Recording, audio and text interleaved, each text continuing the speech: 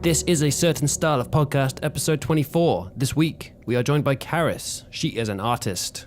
She has also been out of the country for a substantial amount of time, so we'll catch up with her and all that she has been doing.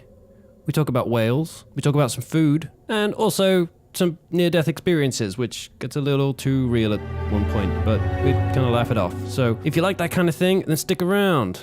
In honor of the things that Karis talks about this week and what I see going through my head, music composed by Ryuichi Sakamoto comes from The Revenant. Enjoy.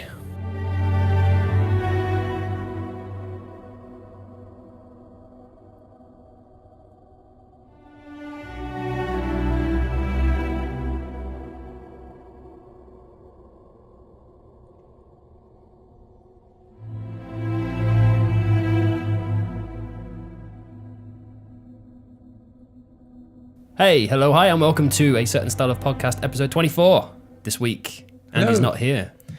Well, not. He looks different. He's in Karis. Yeah, he's morphed into his final form. Yeah. Final form, second I form. am fully evolved. And he's on holiday, so it is me, Guy Hawkins, your host, Tim Watts, and Karis. Surname to be confirmed. Harrington. Hello. Harrington. Yes. You paused a little bit in there. There was like a Harrington. Harrington. Yeah. Harrington. Is it like a hyphen? There's no hyphen. Cool. How are you, Tim? Very well. Yeah. Yeah. Do you want more than a one-word answer? Because I think more than one-word answers are generally pretty good for podcasts, and we get better. But if we start the podcast with more than one-word answers, I think it can only get better from there. Well, I'm very happy that Karis is joining us. Yeah. I'm super happy. This is so intimate. Yeah. It is. No, we don't have Andy this week. Karis has literally been back for not very long. A few weeks. We'll get onto that in a minute. But Yep. Karis is here to chat rubbish like we normally do, but also we're going to talk a little bit about what Karis does because it's pretty cool. And that may also be rubbish. It's very subjective. Well. If you're watching this on YouTube, you can see some pictures on the table. That is all of Karis's work. Not all of it. That is some of Karis's work. This is what Karis does. It's my life's work. Yeah, I'm pretty harsh. Put it on a table. I'm pretty harsh. No, an example Some of snippets. Yeah, a small portion of very good showing of style. You have an interesting style of drawing. Lines. Yeah, Lots of them. it makes me want to drink rum. Is that what a lot of people think? Oh, when they look at yes, them? yeah. There's quite a few, and people. That's why I've recently had quite a few people asking for tattoos because of the sort of Sailor Jerry style kind of things. And I do a lot of things with banners, so yeah, I get what you mean there. Yeah. Unless you're just weird and you react to pictures by wanting to drink. I don't know. I think a lot of things probably make me want to drink rum, but they're more than others. Although I'm not drinking rum today. Good. I'm glad that they today. have that effect on you. Yeah. Cool. I should get a tattoo, and then anytime I want to drink rum, Just look at you. whether I want to or not, I just look at that and Don't get it on your back. My brain. Don't what? Get it on your back because then I'll just be going in circles for the rest of my life. All right. Background. So I might make this seem what's the word? It seemed like a couple of years ago you just left. Yes. Is that simplification? Is that too simplified? This time I was only away for 15 months. But I packed a lot in. It felt like a couple of years. Yeah. Yeah. Yeah. So Karis went away after living... Not to a special place. No. Well, Kind of. was it special? That makes it sound like I was put away. She went away. I don't know why you were there. Oh, well, I didn't know why I was there until I was there. And then I wasn't sure for a little while. And then I realised this is why I'm here. You want to know why I went there? Yeah. Yeah, you were living a relatively normal, I use the word relatively pretty loosely, normal life in Oxford from when I met you first. And then you weren't there anymore. Yeah.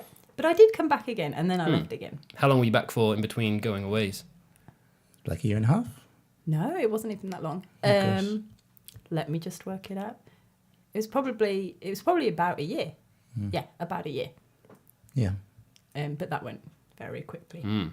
But yeah, I'd already made, within the week that I got back from the first time I was away, within that week I'd already applied for a visa knowing that I was going to leave again. I kind of decided I wasn't staying immediately.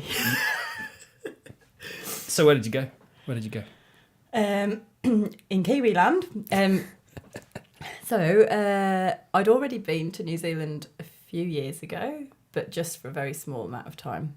And I kind of had an idea of where I wanted to live and the sort of lifestyle I wanted temporarily.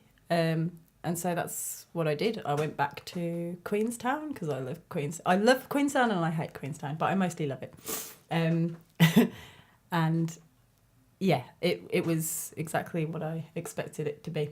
Just a sort of a little adventure mecca. A very sort of inspiring place to be living, I suppose, on one hand, because it's awesome. There's so much to do there. And on the other hand, it's a very, very small place. And it's quite transient because it's mostly tourists going through there. And if you're living there and being a normal person, that part of it's actually quite depressing. Just as you've made really good friends with somebody, they just leave because they're travelling through. But if you can get a good sort of lifestyle there and have a few people that are sticking around, I imagine, I've met a lot of people who got stuck there. They kind of got there and thought, this is it. It doesn't get any better than that. And I can totally understand it. It's an awesome little place. You sound totally different. Do I? Yeah.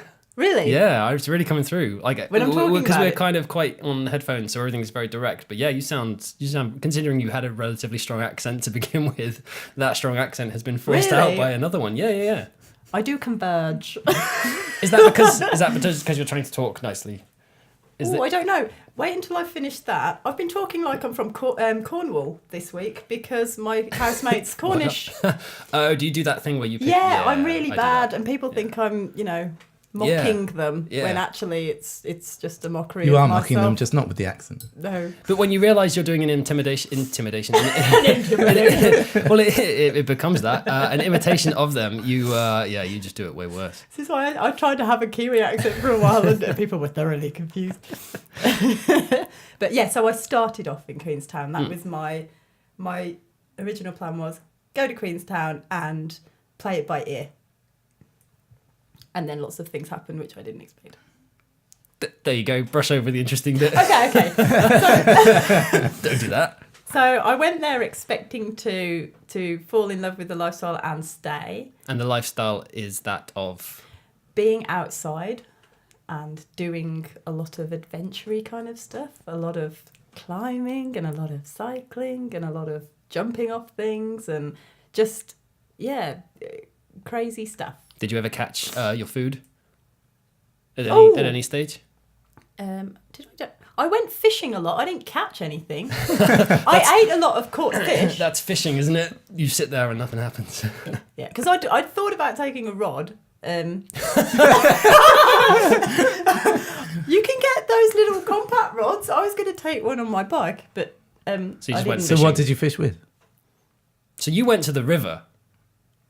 Or the lake. The lake. Yes. But that's what you did. You didn't. I went and I observed other people fishing. I tried to fish once properly in a canoe in Lake Wanaka and we sunk the canoe. One to the fish. And we drank some beer, but we didn't actually catch anything. But it was fun trying for a little bit and it was really cold. And we nearly broke the canoe because it was on top of a mattress on a van. So we had to slide it off and then, we got in it and it sunk. It was something we bought off eBay. So it worked eventually. Oh, you didn't tell me that. It did work. It did eventually, yeah. It was a lot of fun. You just had to get the angle right. It was one of those wide ones. Well, you don't just get in it and it floats. It does if there's one of you in it, and then as soon as the other person kind of disrupts the balance of it, it sank. It was funny. But anyway, that was the only time I properly tried fishing. But yeah, I love Queenstown. I really, really like it. But I'd spent 6 months working, and I suppose it was a combination of different things. I'd just started doing some freelance illustration work, and I had the proper job, but the 9-to-5 job that I was doing was planting trees, which I loved. But it was a seasonal job, and that was going to end. And it got to the point where I had to decide, do I want to look for another normal job, or do I want to cut all of my expenses and live on a bicycle and draw things? So I decided... You picked that one, didn't you? I decided that the responsible option was to do that. And I didn't plan it, and I didn't have proper things. It was a bit of an improvised adventure, but that was the whole point. It was, let's go and try it out, because I've cycled lots my whole life, but I'd never thought I'm going to just stay on the bike and have nowhere to live. No, it sounds like you did the crazy thing that everyone kind of thinks they want to do, but never really gets up the courage to go and do. It's just like, I'm just going to leave the house today and not come back until whenever. But you also did it in winter. It's still, yes, it was the most ridiculous timing. And you're right, up until even the day that I set off, I hadn't even practiced carrying all my stuff on my bike. It literally was, as I set off out of the door. You fell over? But let's be positive, you knew how to ride a bike, correct? I did. I knew how to ride a bike. Good. Yeah. And you knew how to live on next to nothing? Oh, I've been doing that like for years. Yeah, that wasn't a shock at all. But no, I did. As I had that surreal feeling as I was going down the hill with my life on my bike, I was just having a little giggle to myself, thinking, "What on earth am I doing? I am not prepared at all. This is silly." And I was half expecting to sort of after a week go, "Nah, that was a daft idea," and then just sort of go back and stay with a friend or something. But no, the opposite happened. I got hooked. I didn't want to stop. I wanted to keep going. But it was chilly, very, very chilly. It's really fun, but don't do it in winter in New Zealand. What happens in winter in New Zealand? It's ridiculously cold. Okay, so we come from the UK. Put it on a scale of UK cold. Okay, maybe other winters aren't too bad. Last year was one of the worst winters on the South Island, and I was cycling in it. That's how impeccably ridiculous my timing was. You weren't cycling when you were... Because you were hiking on a mountain at some point, weren't you? Yes, I did. That was the other thing. So I love hiking, and I love sort of multi-day hikes and stuff. So places where I couldn't cycle, I'd cycle to as much, like as far as I could get. And then after that, I had a rucksack. So I would take stuff and go off on... So is that a hint of planning? I hear that wasn't a case of I'm going this way and the mountain is in my way, therefore I have to go over that mountain. So these were side stories to the main line. Yeah, I had a very, very general idea of places of a route, and then I suppose the improvised part was when you meet people, and you end up staying places you weren't expecting to stay, or you travel and you do a trip with someone you don't know, or you suddenly find something on a map and go, "What's that?" and it looks interesting, and then you decide to cycle to it, and there's nothing there. But as a general idea, I'd kind of, as a safety net, I'd given my first month or so, I wanted to do a loop, so that after that loop, I'd be back in a place where I knew people, and if all had gone sort of tits up, then I stop. And I did the loop, and then when I came back, I was still loving it, and I wanted to carry on. So that's when I went north. But the whole idea was, like the premise was, there's me with no distractions. I don't need to pay for anything other than food and the occasional like luxury hostel. By luxury, I just mean a hostel. Mm-hmm. And all I had all I had with me were my pads and my pens, and I had a few freelance things that I was working on for other people whilst I was on the road, like literally drawing in a tent. And then other stuff that I drew was just me having the time to draw stuff that didn't mean anything. It was just for my own.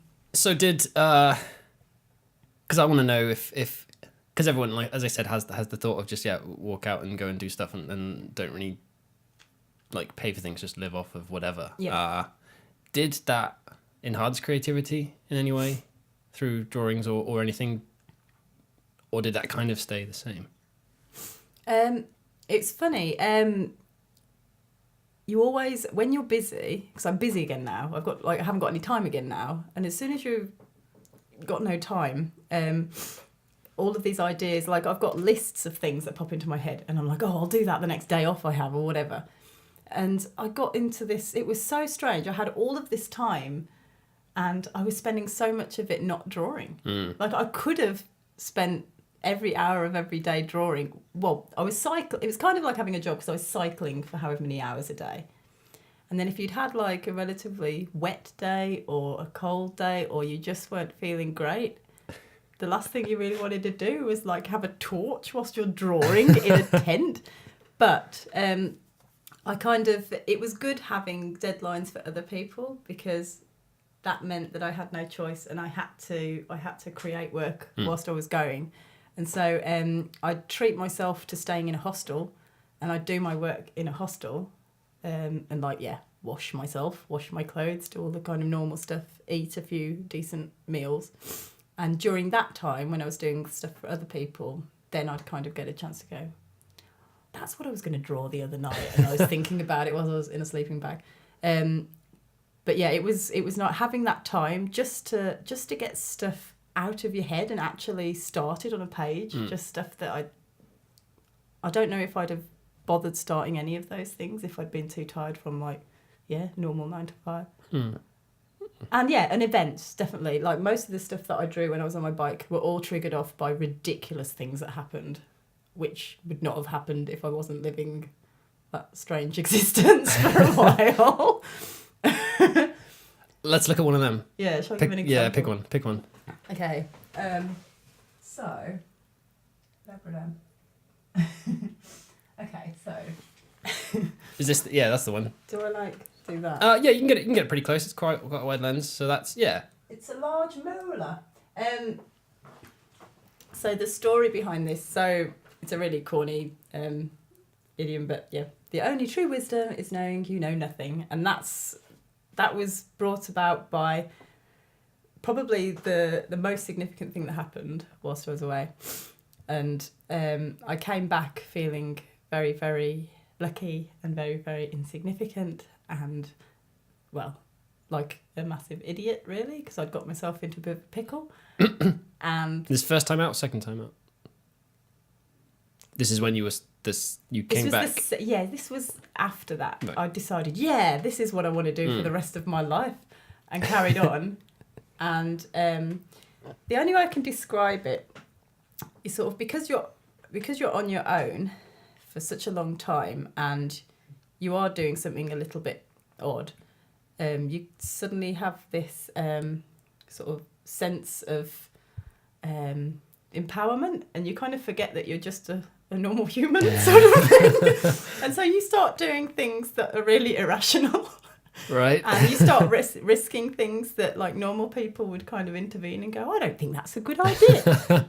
And you don't have anyone to tell you that. And you just, because you're sort of on this path, I started doing things that were, well, very irresponsible, really, and selfish, because I didn't have anyone to think about other than myself, and I wanted to do it, so I was going to go and do it. And, whatever happened after that, it was all self-induced. And it wasn't until, I'll give you a very summarised story about it, but I'd gone up on my bike to through the Matukituki Valley, and it's in the national. Doesn't sound like a real place. No, it is. It's a real place. I went to Mount Aspiring National Park, and you can cycle to. So New Zealand has an amazing hut system there. They've got like 950 huts or something like that all over the place. Huts, yeah. And you sort of book not them like to go and stay. Gangsters in the Star Wars universe. No. That would be cool. That'd be cool. Well done, guy. I'm impressed. Star Wars link from that.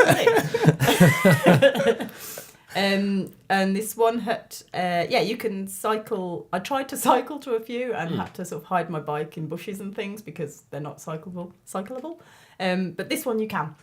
And so got to the hut, had a little sleep, and then the next day I was going up, and there's French Ridge. It's like a nice path. There's another hut, but it's like in a big alpine section, Sorry, that's going to look really odd with me doing that. Sounds nice. Yeah, and it was beautiful, but I went up there alone. Nobody was at the hut, only me, because it was winter and people don't tend to go sort of venture out as frequently as they would. So nobody knew where I was, and I was up a mountain, and it was lovely. I was kind of taking lots of pictures and enjoying the snow, fresh snow. Nobody had been up there or anything, and then I kind of couldn't find the markers for because I wasn't just going obliviously. There were tracks, 2 places. Yeah, not totally irresponsible. Yeah, not completely. But I couldn't find the markers, and I realised at that point that maybe I was pushing it, trying to go this track, and because there'd been another snowfall like the previous night, so I'd kind of been umming and ahhing about whether to carry on, and then I'd spotted something in the snow, and I kind of walked forwards. Curiosity kills the cat. Walked forwards, and the snow fell beneath my feet, and I dropped. And I'm not kidding. This is a true story. This is what. Yeah, I drew a lot of things when I came back after that happened. Yeah, a lot of things came out. I fell under the snow. This is gonna sound like I'm making it up. I'm not making it up. Are you in like a? So what would have been if there wasn't any snow? Would you have just fallen in a was it like a hole? I suppose so. Or was it just I don't know like whether too much snow? You couldn't really tell. You couldn't really tell where rock face was because it was all covered in snow. So I don't know whether it was just or a cliff hanging over the edge of something, or I think it was like a little crevasse thing. And my rucksack saved me because I dropped and my arms kind of went up like this. I thought I'd dislocated my arms, and the rucksack was jammed in a rock. So I was hanging. It sounds crazy. I've seen this right? 1,000 times in films. I know, in films, Guy. My life turned into a film, and that's why it had an effect on me. This happened, and I had to make all I could see below. There's just a snow tunnel zooming down below. I can just see snow going down like this, and I don't know how far that goes. And I've got snow on this side, snow on this side, snow behind me, and a rock face in front of me with a gap where this tunnel is. I don't know how I did it. I rehearsed it in my head a few times because I'd have one chance. And I also didn't know if I'd be able to use my arms. And I had to, there was a bit of rock that I could put my foot on, and I rehearsed, lever your foot on here, straddle the hole, and then there were shrubs on the rock face, and I was going to climb the shrubs. That was my plan of action. How long did it take you to come up with that plan? I didn't have very long because I was kind of in pain. I didn't have any other options. That was the option. Climb the shrubs. And I climbed the shrubs. I don't know how. And I got over the side and kind of went like this away from it. And then I was really nervous to go anywhere because I didn't know if anywhere was actually solid anymore. Yeah. And you don't just stand up and go, brush it off. Well, this is where, in hindsight, I realised I must have been in shock because I did some strange things. I got out of the hole and started laughing. So that's just hysteria. And I was like, whoa, that was close, Karis. Close call. Close call. Could have died. That's like high five myself sort of thing. That's talking to yourself. That's stage 2. Then I'd already got to stage 2. And then I sort of came back to where I knew the path was supposed to be, and my rucksack was still there on the snow. And I went back and got it. I could have fallen back down it, and I didn't need to get it. There was everything in there was replaceable completely, and I went to get my rucksack. So I think that was a shock thing. It was like, oh, I can't leave without my rucksack. So grabbed that, put it on my my back. Didn't have any gloves anymore because they'd fallen down the hole, and yeah, it was another 4 hours to get back down again. And I suppose about 20 minutes in, I realised my legs were just wobbling uncontrollably, and I was okay until I got back to the hut. The hut was empty. There was still no people in it. Nobody had seen. I'd left a note saying, with my details on, strapped to my bike. No one would have seen it. Nobody went to the hut. And I got back, ate something, and then burst into tears. And felt really sorry for myself, and at the same time kind of gave myself an intervention. But yeah, that inspired lots of stuff. See, how many people know about this? Oh, Not many people listen to this, so don't worry about it. You're a viewer and you're on, so that's one down. Yeah, I told my mum the other week. She shouted at me a lot. I told Susie cried. And yeah, before that I'd only told a couple of people, I think. Yeah, well, it's not something that happens. Well, it was quite every embarrassing. day. They were just like, "Well, you shouldn't have been up there." I was like, "I know." No, I don't think so. I think it's quite self-aware of you to be able to look at it like that now. Because I think a lot of people. I can't carry on. Yeah, I can't. None of this. Like, I can only visualize it through films. Like, I'm imagining you up there and your backpack is called Wilson. That's my view of it. I watched Castaway the other night. Yeah. Have you seen The Revenant? No. Go and see The Revenant. But yes. And then you'd be like, Everything I've heard about The Revenant, I'm going, oh, it means so much. I can totally relate. I need to see that movie. But yeah, when you hear someone talk about that, like, I mean, that's kind of based on kind of true events, but maybe not really because it was written so long ago. But like when you hear stuff like that, that's a real thing. You're just like, well, I laughed. Probably shouldn't, but I did. Like, I don't know how else to process it. Well, it makes more sense now why you cried at Everest or whatever it was called. Yes, I watched Everest. Oh, Everest. Everest. Yeah. Is that how you say it? Everest. No, I think that's how the Americans say it, but maybe also about how you. Yeah, Everest came out when Kiwis that have film. vowel movements. Maybe that's why. Everest. Yeah. Yeah. No, I really liked that movie, and yeah, I welled up a bit because the bit where you've seen it. Yeah? No, I haven't. No. Oh. No, it's fine. You can. There's lots of bits where things are happening. Sounds really like vague. film. But basically, just the conditions. They're up a mountain, and people not knowing what's going to happen to them. And I was like, for once in my life, I completely relate to this crazy ass film. Yeah. It made me suddenly prioritise a lot of things though. That's and really appreciate a lot of things. Because do you remember when we were in Norway and I fell through the snow there? Nothing like as bad. I feel left out. Yeah. Damn it! I haven't nearly keep having died. snow expeditions and not dying. We're supposed to die in the snow at some point. That also what I mean, gave and me a that bit of a was- shock. yeah. And that was And imagine very that mild in very, comparison. very high up and you're alone. Just, yeah. But that was the stupid thing, little because I suddenly felt alone. Because I was like was it you and Andy? Yeah. And basically we'd all sort of had enough and we turned around and we went back because it was getting a bit cold. It was very dark. It's a good thing that you said to go back as well, because I would have carried on. Yeah, I mean, I could have carried on, but I think Andy was probably the sensible one. Exactly.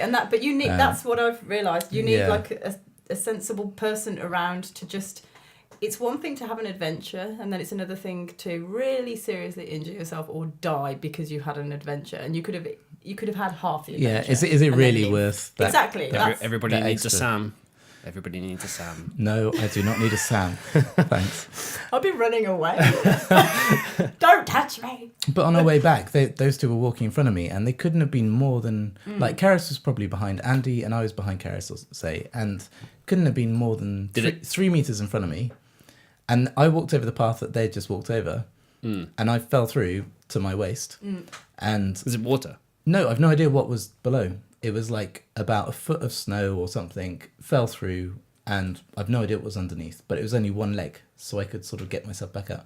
But when it happened, I yelled out. And did you yell, Tim? Just like, guys, or something like that. And they just didn't hear me at all. Death! Yeah. Fuck off! Just leave me here to die! Yeah. We got to drink all your smoky whiskey. Was that the remedy? Yeah. But the difference that a bit of wind and the snow totally deadened the sound. Like it was so literally 2 or 3 meters and just nothing. You're already dead to us. Yeah. What was that from your point of view then, Karis? Did it just suddenly go quiet? Not that Tim shouts a lot, but As a separate instance. So I didn't learn from the first instance. you nearly died again. Yes, but this was before that. So this is before the wisdom tooth Yes. drawing. Yeah. Okay. I'd gone up. I'd done the Kepler track, which is which is a really, really lovely track. But again, it was because it was snowy. There was so much snow. And so a track that would normally take you, I don't know, 5-6 hours, you were in snow up to your knees, so it was just taking double the amount of time. And the weather changed. And I'd gone from... Thanks, Tim. It's fine. It's I'm a very loud person, so I don't want to, No, not all the time. Sometimes loud, sometimes not very loud. Okay. It's okay. We can fix it later. Alrighty. So I'd kind of got to this bit where there's like emergency shelters, just in case. You're not really supposed to stay in emergency shelters, but there was an emergency shelter, and it had taken me so long to get to that point because of the conditions, because of the snow. Then I made what I thought was a very responsible decision not to carry on. And I had to shovel. The snow was up to the door. This was after you'd walked past another emergency shelter earlier, right? Yeah. Just to... I passed one and thought, I'm all right. It's okay. That one wasn't covered in snow. No, that's too easy, right? So I thought, I'll just go to the next one. But I had a bit of a panic just because it was getting windy and it got to the point where you couldn't differentiate between sky and snow. Everything was white. And that's when I panicked because I suddenly sort of looked at my situation. I was like, I'm on the edge of a mountain. Somewhere there's some kind of shelter. I can't see that. I can't even see the markers anymore. And I kind of had to sort of calm myself down. And once the wind had sort of done what it wanted to do and it calmed again, you could suddenly see where you were going. Was that luck? I was very lucky because it calmed down. It didn't get... It could have got worse. Yeah. It calmed down rather than getting worse. And I should have turned round, and I'm very stubborn. That time I was with people to start with, and they turned round and I didn't, because I'm an idiot. Not anymore. No. Would you turn around now? I'd take somebody with me. And if they said, let's turn around? Yeah, if you got a bit bored and... I mean, it's always a judgment call. I mean, Yeah, that was the thing. In my opinion, when I was with two French guys doing that, and I made the judgment call for me, not them, because I was fitter and their bags were full of banquet food, and they weren't very confident. And I was... Oh, you missed out on a meal as well. Yes. Damn. They're French. They had everything under the sun in their bags. It was really, they couldn't walk, whether they had snow or not. I got frustrated with them because I felt like they were holding me back. And so we did our goodbyes. Edges. Yes.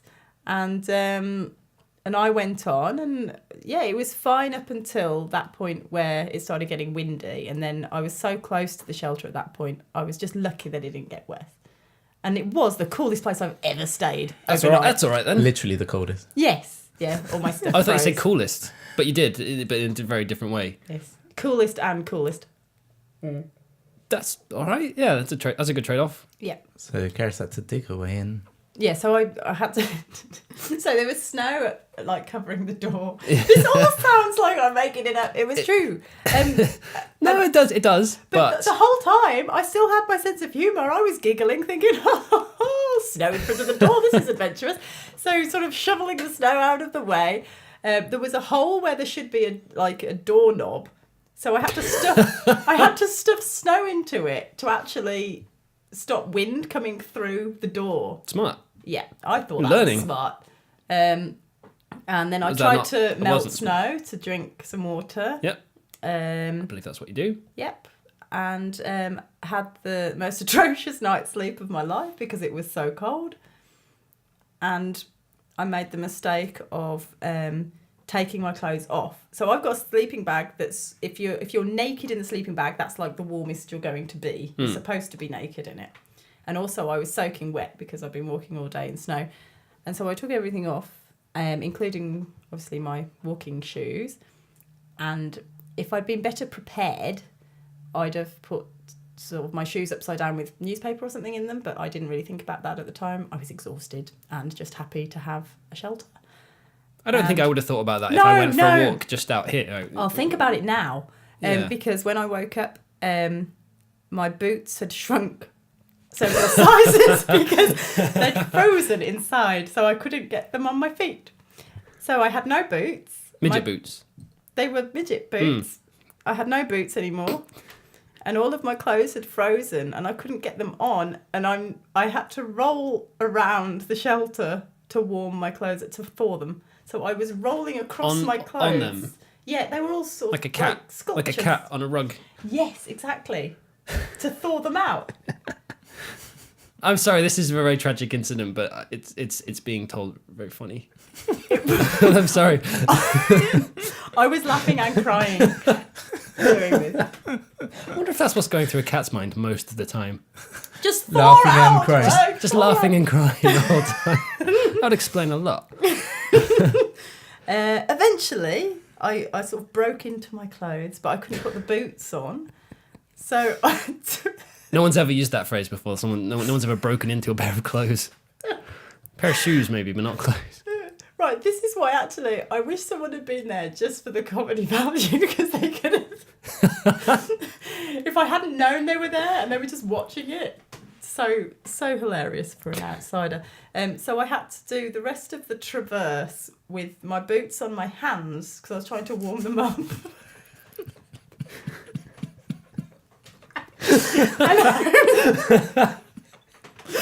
Thank God no one could see me. I'm not sure. I think that would have been, as you say, it would have been kind of funny. And it was quite slippy, so I was having to... The only way I can describe it is I probably looked like I was trying to imitate an animal because I was on all fours with shoes on my feet to get more balance. On your hands. Shoes on your hands. Sorry, shoes on my hands. So what's on your feet? Socks, hiking socks. Of course. Yep. And weirdly, my feet Go on. my feet were very warm, and I think that's because they were able to move more without the boots on, or I was in shock and I had frostbite and didn't know. Yeah, so that was silly. All right. I thought I was going to die when I was doing that. I thought I was going to fall off because I didn't have very good They're going to balance. find me on all fours. I know. Well, I made a eulogy video during it. I made really? a few eulogy videos God. whilst I was on my trip. Have you ever watched Were them? they any good? I haven't watched You them haven't back. watched them back? No. That I made one crying all the way through it. It's awful. So again, no. Again, I think that's we should. You should save these for your eulogy, one day. It was basically me apologising for being ridiculous and sort of laughing at it, saying, don't feel bad. I chose to die wearing boots on my hands. Is that a direct quote? You should definitely watch these. It's Karis. I will one day. yeah. I need to edit them. It'd be such a good comedy. No, but it's like, it was one of the best things about, like, was it 137 Hours does that, basically. It's like similar situation whereby someone very nearly died, but they left a lot of video content of themselves, maybe being a bit weird, just to pass the time, and also then, leaving messages for people. And it's like, and that is the best thing about that film, because it's based on fact, and he kind of got to see those films. It's important stuff. You should watch them. Don't let anyone else see them. Just watch them. Hey, I've got a hard drive full of stuff. Really? Which at some point I will do something with. Yeah. People need to hear this stuff because they may not hear it here. They probably won't, guys. But yeah, so I should have learnt my lesson then, but I didn't, and then I went on to do the falling down the whole thing. But I learnt my lesson definitely. Yeah, you haven't nearly died since, right? No, there was only one occasion when... Christ. But this wasn't my fault. This was Dean's fault. Dean. It was his fault because we decided we were going to walk to a glacier. Glacier? How do you say it? Depends Glacier. which country you're in. I say glacier. Is that okay? Yeah. How do they say fox mints? Fox glacier mints? Didn't they used to be called? Fox glacier mints. Ooh, they're nice. Yeah. Yes, so we went under a rope that said, do not go past this point, and we climbed over very unstable rocks to go to the glacier, and we got some very good photographs. However, 10 metres away, a boulder fell down, and if I'd been anywhere else, I might have died, and that was my sort of call, and I was like, Dean, I think we should leave now. I think this is a sign that we should go. And we'd been fine. Again, the same when I was up in the snow, frolicking, taking photos, dancing around. Before something bad happens, you're so oblivious. You're just like, this is great. As soon as one little thing happens, like a boulder. You're paranoid and you think everything's going to fall on top of you. And so I was sort of, scrambling up these rocks trying to get back. And that was one time where I actually did feel guilty. Me and Dean had decided to go because we're silly, and the other two people we were with decided not to go, and they had to wait for us. And I've never felt so guilty in my life because we came back and we were like, we nearly died, and you could just see like this pain on their faces. They just stood there in the rain watching us almost die, which is worse than being the ones that are there. Yeah, debatable, but. Yeah. Okay, if you don't die, you have to deal with feeling guilty. That makes sense? Some of this makes sense. Anyway. No, right. That sounds... I've learnt my lesson. I want to hear about more stories. Yeah. That's enough stories, isn't it? 10 Jesus. Oh, really? Yeah, all right. Story Karis died twice, you died once. It's like... Come on. If I wasn't sitting down, I'd have to sit down. It's just being in your 20s, isn't it? I tell you what, I'll do one. I'll do the one about Burt Munro because that's to do with New Zealand and that's relevant. Yep. Yeah. So, and it's to do with movies as well. Yay, I can do this. Yeah. So, the world's fastest Indian. Yeah. Which you've seen, yes? Yeah. Good. Yeah, my parents made me watch that film. Actually, that wasn't my own device. My parents said, my parents did the weirdest thing. Sometimes when people you watch films with people, it can be more of a hindrance than a good thing, like sharing an experience. Because I'm guessing you're a bit like that because you like movies so much and hate. No, movies so much. I like quiet film starting. You don't really talk. But both my parents were like, yeah, we watched this film. They got the DVD and they put it on. They even bought this film. They don't buy a lot of films. So they went, yeah, sit down and watch this film. My sister was there as well, so everyone's there. And the film's about to start, the opening sort of credits start, and then my parents just get up and leave. I'm like, where are you going? They just went off to do like little bits. It's like, no, we're watching a movie that you told us to watch. Sit down. So anyway, yeah, that's my, I got to contribute something to this. That's it. Well, I'm done. I hadn't watched it until I was in New Zealand. Oh, great. I watched it in New Zealand. And so the reason why I watched it was I was working... so I was accidentally running a motel. That's what I was doing when I first got to Queenstown. Go back a bit. And, yeah, so when I first got there, the first job I got was sort of a bit random, but it worked out and had very, very good bosses. They were lovely.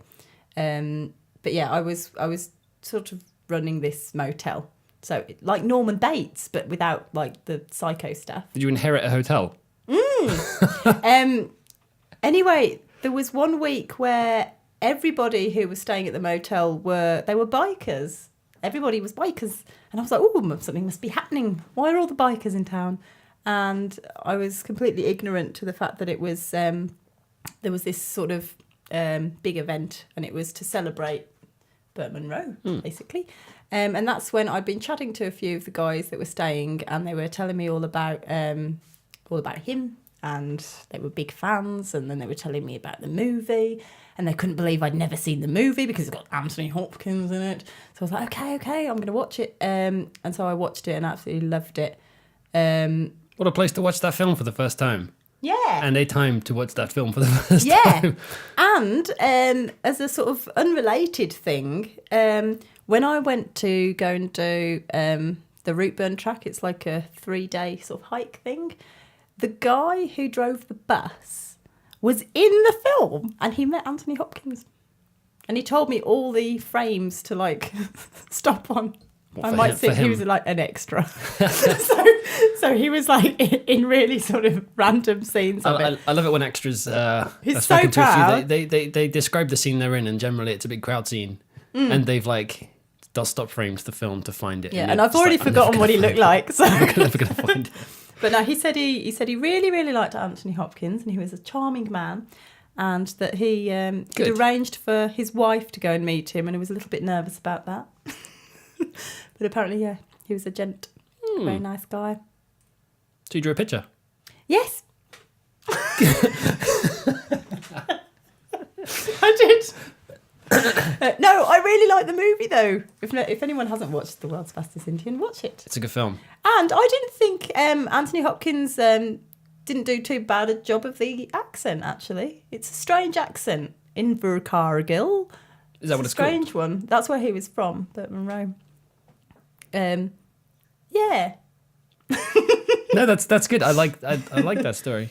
But it's cool watching films like we've talked about on the podcast a bunch of like cinema experiences when you watch films in strange places, strange environments, and it's the coolest way to experience a film. Like if you've seen it, then it's a new way to experience it. If you haven't seen it, then it's a very cool way to see something for the first time. There's an awful lot to take in.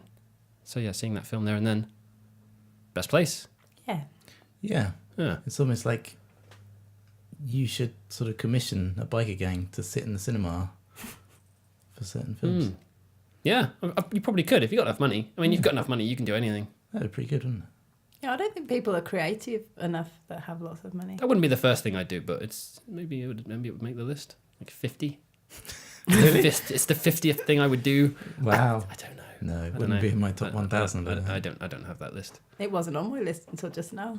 I've got it. Pictures. Oh, Another yeah, picture? yeah, Another yeah. picture? Um, What else you got? that one's your picture. It is. Yeah, you drew a picture. We got gifts today. Me Yeah. and Tim got gifts. This is Guy's gift. Yeah. That's his picture, which and it was famous about half a second. I need to make that in a bit more. I did mean to, but things happen really fast when you're making films. I know. I was impressed it even got in there at all. I was like, he probably won't use it No, now. it's very important to the end of the film, and it does need to be on longer. So this appears on a lighter in a fire for about half a second in one of Guy's movies. It's a telling of things to come. You Yes. must be pretty happy about that. I am pretty happy about that. I didn't know. Yeah, it'll look nice in a frame. Just Yeah, that's really cool. That's and really cool. And the robots are more menacing because originally I did a kind of Robbie the Robot style, like Forbidden Planet, like he was too nice. So I had to make them more menacing. No, that's really cool. It's bigger than I thought. Yeah. Yeah, that's huge. Big. That's cool. Thank you very much. No worries. I didn't think we were going to get stuff. So that's Guy's. And then Tim's got two very random. They are Random pretty thing. awesome, though. This is me with my whiskey. Yep. Why are you a sloth? Because I'm lazy. Oh, okay. No, it's because sloths like whiskey. It's obvious. yeah. I've heard that. Karis knows me well. And that was inspiration from when I was in Japan. Which is one Which of my is also favourites. why I have this on. Can I show this now? It's a rabbit. Yeah. Look. If you keep it on. Yes. More viewers. Oh yeah, that was another story.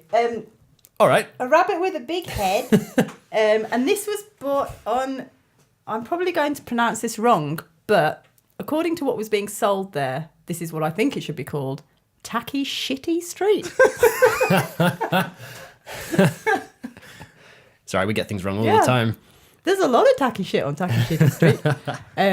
Yeah, I bought this with Nami, and I had to say this was an ode to Nami because she's had a bit of a horrible month. So, Nami, here's the rabbit from Tokyo. Hello, Nami. Hi. Sending our hellos. She's in Japan at the moment. So, yeah, to Japan, my love. Yes. So that was when I was in Tokyo. I'd eaten a lot of sushi, so hence. What's it like eating a lot of sushi? How do you feel after a lot of sushi? Fulfilling. Yes. But is it like, because it seems like kind of a delicacy. I don't know too much about it, but do you just feel bleh? If you have After too a lot much, of you it. feel bleh. Yeah. But I really, really like sushi, and I eat probably too much in one go, and then feel a little bit blur, but not. If it's too in Japan, much there's blur. no such thing as too much sushi. Yeah, I really like. You've got to make the most of it. I need to go sushi with you because I've not done it before. Have you ever I tried need to it? go sushi with you. Yeah. Let's do the sushi. Isn't that what do you call it? We need to go do sushi. Yeah. You make it that's a sound verb. rude. No, I've had like Yo Sushi and Tesco's. Yeah, that's not sushi. Exactly. Yeah. So I need to go and That's do like some. plasticine sushi. Well, I liked it. So if regular Yeah, normal think how sushi is good better like than proper that, sushi yeah. is gonna taste. Yeah. Let's do some sushi. It's good just having a good mix of Japanese food.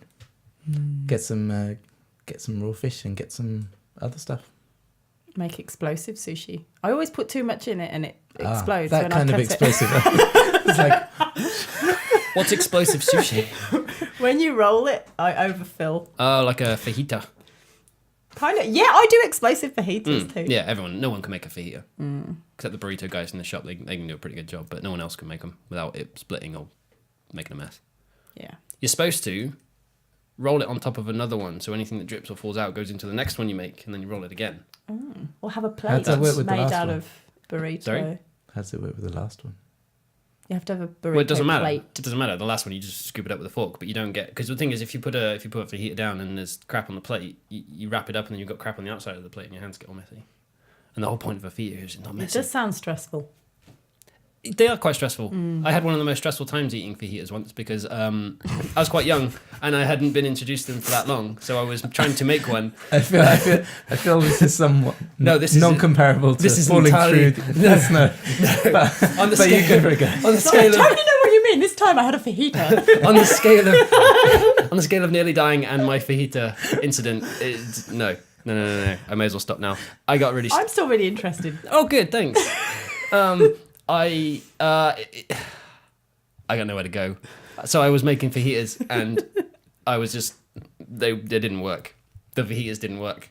They didn't work. So I knew how it was supposed to go, but the fajitas were too dry. Or they dried out from like not being warm enough, and then I started wrapping it, and I was quite young, so I'm like, this is supposed to work. This is how you're supposed to do it, and I know how to do it, and then I couldn't do it, and I got really stressed, and it's my meal, and I was just like, I couldn't eat it. I got so Would they stressed. have passed as a fajita? No, because you fold them and they split, and everything just fell out, and I was just like, I got so stressed I just couldn't eat.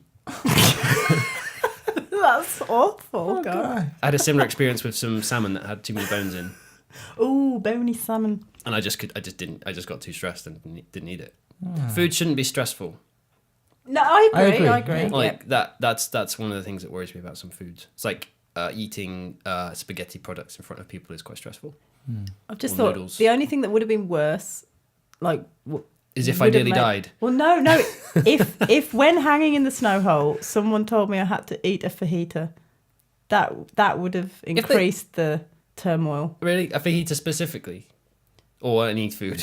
If it was going to be my last meal potentially, and You they had gave me to a wrap the fajita, fajita, and I didn't otherwise they have wouldn't let gloves you on, out. and it was snowy. That would have been so much more awful. I'm really glad I didn't have to experience what you experienced whilst hanging in a snow hole. It wasn't good. It wasn't good. It's my fajita story.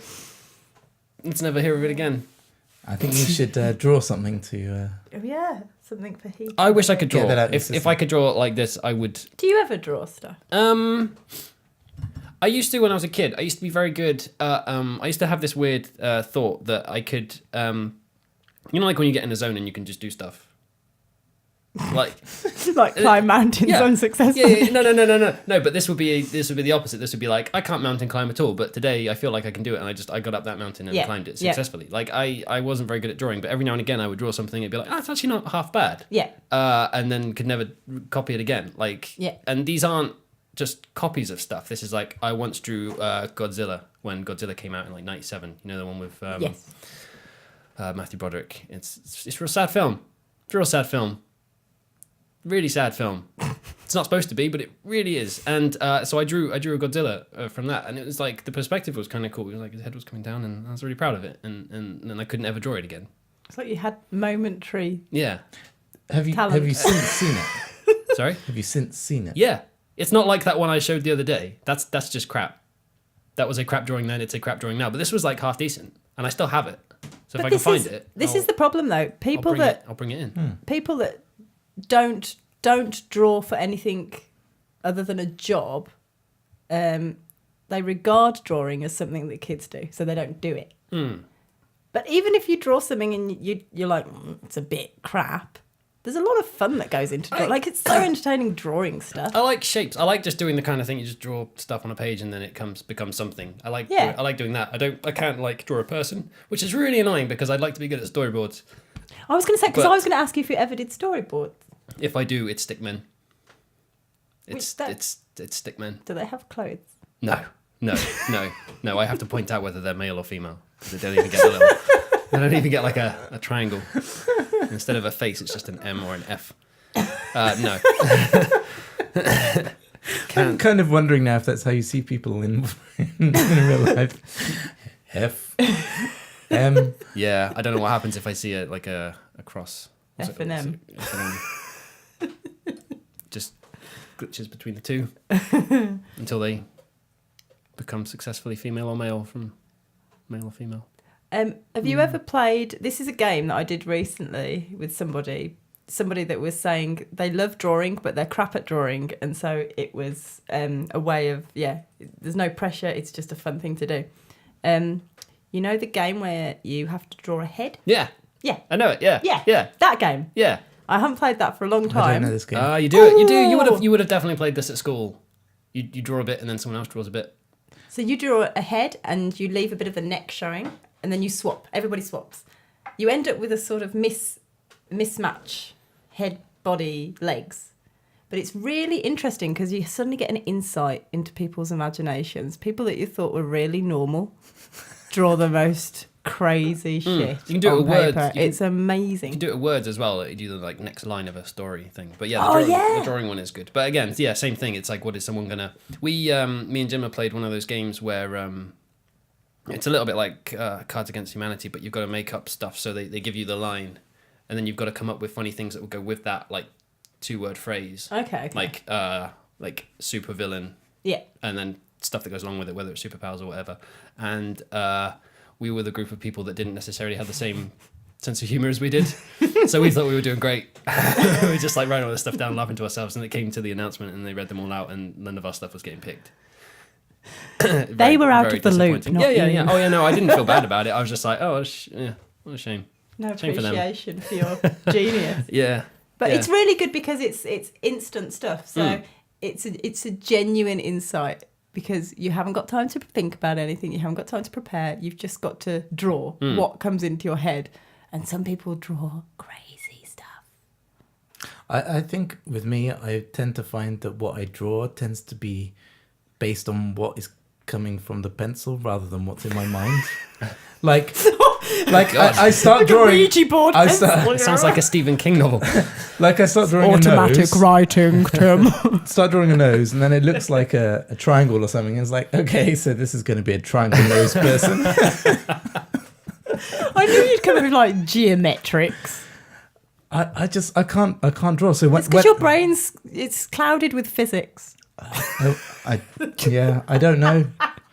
I guess I'm not that normal. But I'm going to play that game with you. Yeah. I imagine a lot of things with wheels. I've played that game before and I've done wheels like more often than not. Kind of screws up the next person, but it's quite funny. I reckon Tim would draw cogs and levers. I'm really interested by the fact that no animal has ever evolved a wheel. What about a really big elephant? That took a left turn, didn't it? Don't you think that's weird though? And then it came right back with the elephant. It could also turn a right wheel. Well, right wheel, right turn. Sorry, carry on. Monkeys don't do it. Dolphins, they're pretty smart. Octopus, What? do they do wheels? Oh, what's I'm that? not talking about making wheels. Just evolved I'm a talking wheel. about like it could be pretty efficient, right? For like an animal to have like a couple of front legs and a wheel. Like when we stick a wheel on like a busted tortoise or something. Yeah. Right? Or a dog that's got no legs. Yeah. They're on Like, wheels. But they didn't evolve those. We stuck them on. I don't know. Maybe they're more intelligent. Maybe they're like, I kind of want a wheel, and they got rid of a leg, and then they thought, the stupid humans will. What will are put a wheel on me. those? What are those strange things with the horns? They seem like Narwhal. unicorns? Narwhal. Narwhal. Yeah. They always seem to be something Is it that not narwhal? Is it narwhal. narwhal? It's a whale, so I Yeah. say narwhal, Yeah. but I Okay. think he might be It's narwhal. a whale fish. A narwhal. That seems to be one of those kind of slightly mythical things. I can imagine that having a wheel for when it has a water wheel. Yeah. Can we change the A subject? steamboat It's going narwhal. completely- Okay, yeah. Moving on. I had a moment there where I think the thing that was being like proposed to me was so crazy that I couldn't think of anything else crazier than that. So I just stared into space. I was like, yeah, that's about as far as you can go with that. Steam-powered narwhal. That would make a very interesting illustration, though. It does seem like it fits It fits with the rum kind of piratey sea theme that looks like that comes through some of your stuff. I might have to do one of those. That'd be cool. Yeah, everyone likes well. I don't know. Whales are it's pretty sad at the moment. All those ones died on the beach. More than normal. Apparently, quite a lot. It's like 6 a year normally in the UK, and that's normal. And then 6 came, and it was a big deal. But then they said, 6 normally every year, and then there's been They all like did 20. it at the same time. Yeah, apparently it's normal. Like genocide. Yeah, I think they just got bored. I mean, once you've swum around the sea once, Because we've all done that. there's nothing else to do. Oh man, no. That's the sea is scary. I wouldn't go around it more than once. Do you remember when that sort of famous video of when they had a whale beached in America, and they had to try to dispose of it? This happened. Yeah, This happened I again. don't know. I'm sure I showed it to you like 8 years ago. Remind yeah. me then. They blew it up. They didn't know how to get rid of it, so they decided to like pile up a load of TNT down like across one side of it, and they told everybody to get back like 500 meters or something like that because they weren't sure how much TNT to use to disintegrate a whale. And No, but why would you? yeah, Why would you know that? exactly? Just wasted knowledge. So they kind of put all the TNT up like against the side that was away from the sea. The idea being that they would blast it into the sea. And yeah, basically TNT went off, and then these like boulder-sized pieces of whale blubber started raining down, like Instead of raining cats and dogs, it was raining whale. yeah, That's and crazy. and it just cuts to this footage of this car that's just completely caved in, where this like boulder-sized piece of whale blubber is lined up. Like, Imagine how way surreal beyond a the day line. you'd be having. You're driving along and then a bit of whale crashes down into your... And there's such a great front report window. from this, and the report's just going like, "The blast blasted blubber beyond all belief." And yeah, and the best bit was it didn't really blast most of the whale away, so they had to go with Plan B, which was to basically bury it in the beach. Oh, Oh, the little bury its bits. little tombstone. Well, it Did it just blast like half of it? yeah, off like I and that think was it? 2/3 was still there. Oh no, how awful. Yeah, But the ones recently did that of their own accord. exploded. If I remember. So, like, because when things die, like, some gas can build up. Yeah. One of them blew up a bit. Really? Yeah. It just blew up a bit. No, because it wasn't like that. It wasn't like TNT explosion. It was just like a gas pocket in the whale that blew up. Oh God. It's just funny when you see stuff like that written down. You're like, oh, that's on BBC News. That really A happened. whale blew itself up. Yeah. It reminds me of Ring of Bright Water, to bring it back to films. I don't know what that is. That's a No, I don't. that's a very sad film. Have you never seen it? So what is it called again? Ring of Bright Water. Ring of Bright Water. No, It's a real sad film again. is it about whale? No, there's so the guy. Is it Free Willy's like I foreign think- name? So the reason that I reference it is the guy blows up like basking sharks with dynamite to eat them. So he fishes for basking sharks. But the You film. watched a film about They sharks? tried to do that to Jaws and it doesn't work. No, Or they does got it him. work? No, Is they that got what him. They got him. They got him. Dynamite in his gob. Well, in the first one, it was the gas canister. was it? In the second one, I don't know, Jaws. They electrocuted him with a banana boat thing, and That used to be my favourite scene, the banana boat, when all the kids got frantic. so no, that's not what the film's about. The film is about a man and his relationship with a sea otter. It's quite nice. Oh, are otters the ones that they partner for life? Are Yes. Yes, and they have They're stones. they're the ones that hold hands so they don't drift away. Yeah, and they have stones and they hide them like in pockets of their skin, like stones. and they smash the crap out of. No, I think the stone's like a comfort stone. Oh really? Because they Instead do. of like a blanket, they have a stone. I think they have a favorite stone, and they use that favorite stone to smash oysters, which is how they eat. Oh, and so that's- they literally you see them on. I just had this notion that they bang. just didn't have any friends, so they'd have to have a stone. It could be both, Karis. But yeah, Like talking to this, like their version of Wilson. If they don't find their lifelong partner, They have a then rock. they have to have a stone. They keep it in their fur. it's a real sad film. It's Okay. a bit like Godzilla. Real sad. It sounds just like Godzilla, It's horrible. but with It's horrible. It's real sad to see that as a kid. Anyway, watch it. It's a relatively famous film. It's very British. Okay. And if you like sea otters, it's kind of cool. I love otters. Oh, look it up. I once met one that had the hiccups. You met one? Yeah, we were on holiday, and the place was like on Together? an island. Well, we were at that point. I was on holiday, and he may have been on holiday. He may not have been from around there, so he could have been.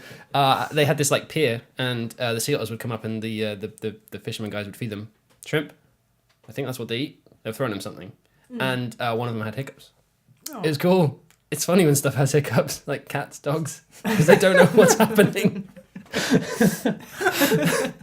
Just a look of confusion of the thing that happened to their lungs and came out of their mouth. It's good. I've got a vision of you like running up and giving the Heimlich manoeuvre. Well, that's all the things to talk about. Yeah, I think Gone. so. Death, otters, whales, explosions. Some movies. Yeah, We did some movies. There's a shark in that one. That's Oh, sort really? of relevant. Yeah. Can I see it from a distance? No, don't do that. I don't. No, that's it. I don't. No. It's a shark What? with a naked lady. On Yeah, the top naked of lady's it. all right. Not sure about the shark. Why? What's that one? What's that one about? Armed to the teeth is what I called that one, and that one was inspired by a series of really bad Tinder dates. I don't get it. As in, I armed myself to the teeth after them and decided that was it. Okay. Yes. No, it doesn't seem very relevant, a shark and a naked lady on it. At the time, it seemed very relevant. So, is it that they were all sharks, or because it looks like you're very friendly with the shark? Is it like I'm never mind men, I'm going with the sharks, or Like a guard dog. Is it like a guard dog? Oh, okay. It's like, don't fuck with me, I'll get my shark. I think Tim's spot on, actually. Damn it. which one? Well, just join them. Join the sharks, I see. but be armed. I see. Be prepared.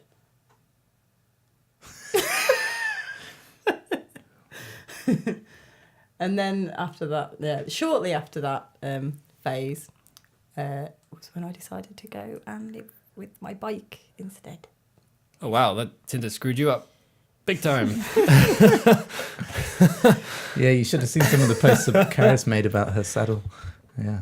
I did mean to talk about the social media actually, because I think that's the only, because obviously we were doing stuff when Yeah. you were out there, and I saw things happen, and it's like, oh, that all looks really cool.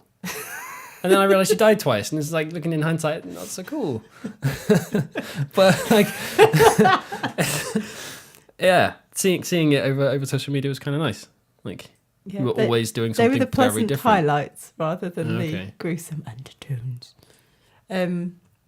No, as a on a whole, it was all great, but there were just a few sort of moments. But generally, it was amazing. Really, really good, super good. Cool. Yeah. Where can we see more of your work? On my website, which is actually quite updated for once. Yeah. So it's karisgongonzo.com. What is that? Karis Gonzo. What does that mean? What's your interpretation? No, I want to Okay. hear your So, I like the word gonzo. It sounds cool, gonzo. And also, it was kind of... A Muppet. It was a Muppet, and I love Gonzo the Muppet. That's one reason. The other one is just, the connotations with the word gonzo. It kind of means something a little bit sort of ad hoc, something a little bit off the rails, not sort of on the beaten track. So, yeah, I guess that's why. Yeah. Cool. KarisGongonzo.com. .com. You can check out Certain Style as well. Yeah. I'll put some of these pictures up because whether you can see them clearly in that camera or not, I don't know. But I'll put them in the post so you can see them. There's the one about the death. And The death. The near death. what about the sharks? Oh, and can I quickly say about Zeki's? Is that this one? No. Yeah. So, This is really cool. I haven't seen this. yeah, A wolf in it. this. Oh no, they can look anyway. So this is for a guy called Zeki Min, and he's currently living in Bremen in Germany, and he's got a single out at the moment called "Out in the Wild," and it's kind of That's why it says out in the Yeah, wild. out in the wild. And this actually says Zeki Min in a kind of Native American style. That looks like dwarf writing. Dwarf writing, that's what I was going for. I don't know anything Dwarf other writing. than movies. I have no life experience other than movies.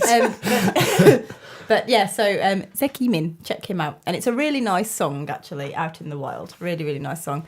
And I'm really glad he asked me to do it because I think he felt I would relate, having been out in the wild for a little time. So That's really cool. I really like that one.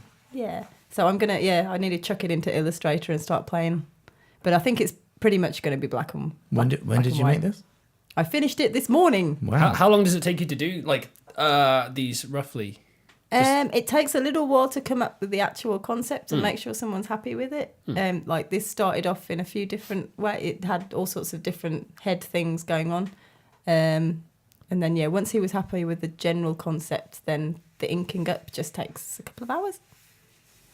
But it's just coming up with the idea that takes a little bit of time and making sure someone actually likes it. Yeah. Sort of just, toing and froing with sketches. But he seems happy, so that's cool. Yeah. Cool. But there's like 10 versions of this. Different things going on.